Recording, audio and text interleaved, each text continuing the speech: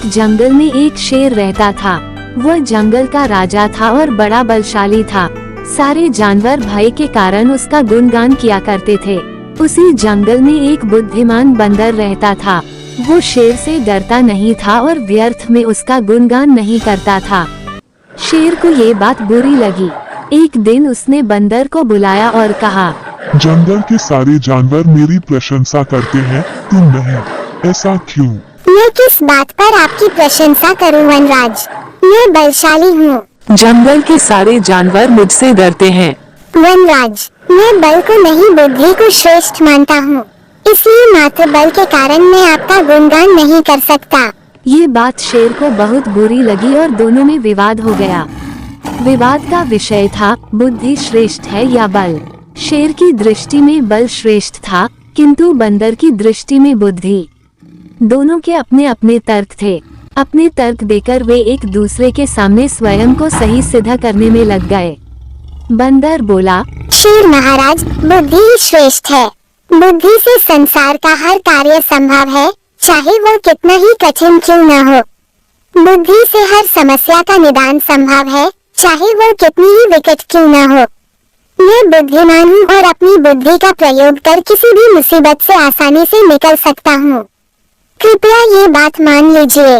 बंदर का तर्क सुन शेर भड़क गया और बोला, चुप कर बंदर, तू बल और बुद्धि की तुलना कर बुद्धि को श्रेष्ठ बता रहा है। बल के आगे किसी का जोर नहीं चलता।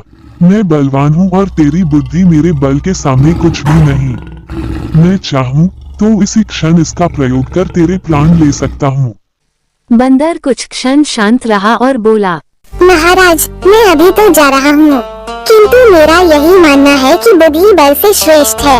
एक दिन मैं आपको ये प्रमाणित करके दिखाऊंगा। मैं अपनी बुद्धि से बल को हरा दूंगा।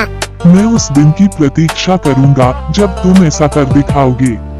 उस दिन मैं अवश्य तुम्हारी इस बात को स्वीकार करूंगा कि बुद्धि बल से श्रेष्ठ है, किंतु तब तक कतई नहीं।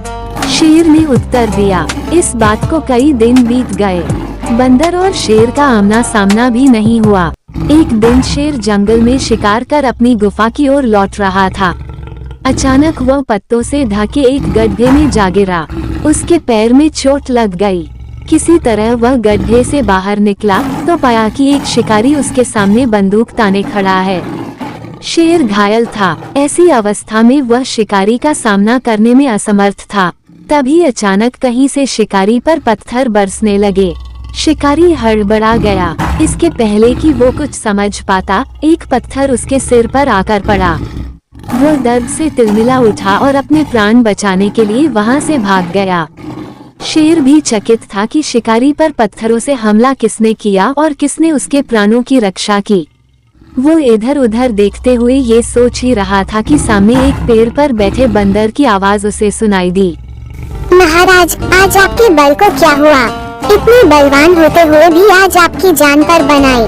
बंदर को देख शेर ने पूछा, तुम यहाँ कैसे? महाराज, कई दिनों से मेरी उस शिकारी पर नजर थी। एक दिन मैंने उसे गड्ढा खोदते हुए देखा था, तो मैं समझ गया था कि वो आपका शिकार करने की फिराक में है।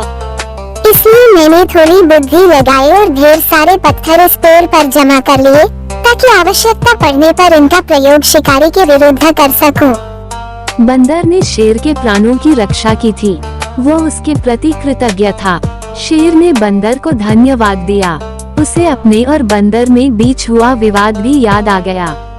वह बोला, बंदर भाई, आज तुमने सिद्ध कर दिया कि बुद्धि बल से श्रेष्ठ होती है।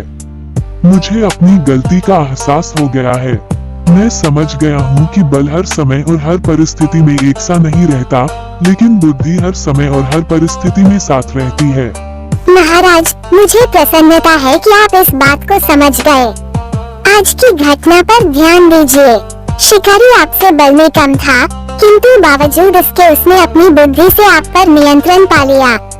उसी प्रकार मैं शिकारी से बल में कम था, किंतु बुद्धि का प्रयोग कर मैंने उसे डराकर भगा दिया।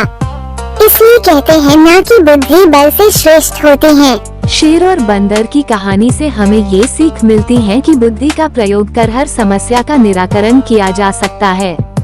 इसलिए बुद्धि को कभी कमतर न समझें।